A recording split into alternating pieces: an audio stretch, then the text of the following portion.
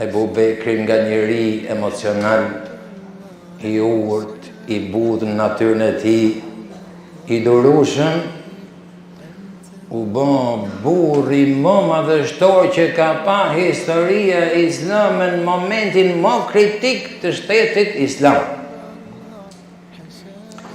Sa që çfarë kundërshtojt gjithë sahabët e mëdhenj me vendimet që mori.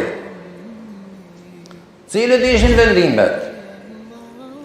U shpalli luftë të gjithë dezertuesve, qoftë atyre që ndalun zekatin, qoftë atyre që thanë ne kishim besën në Muhamedit alayhi salam, ai vdiq dhe s'ka tjetër më, qoftë edhe munafikëve dhe këtyre që u paraprind këto profetët e rrejnë. Ku ishte ushtria? Ushtria sa kishte të dur?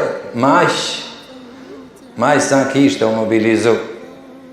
Maj sa kishte vendosi dhe i vendos që o triumf, o shurje totalisht.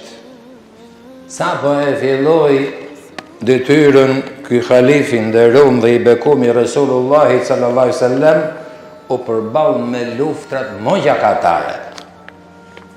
Dhe si pasoj lufta mogjaqatare në kohën e Ebu Bekrit radiallahu anhu ka qenë betejë e Yemames. Betejë e cila u vran mbi 70 sahabe hafizat Kuranit. Normalisht këto betejë janë vëzë që ndërmot përgjakurat, por se e vërteta gjithmonë triumfon dhe e vërteta triumfoi me Ebu Bekrin radiallahu anhu.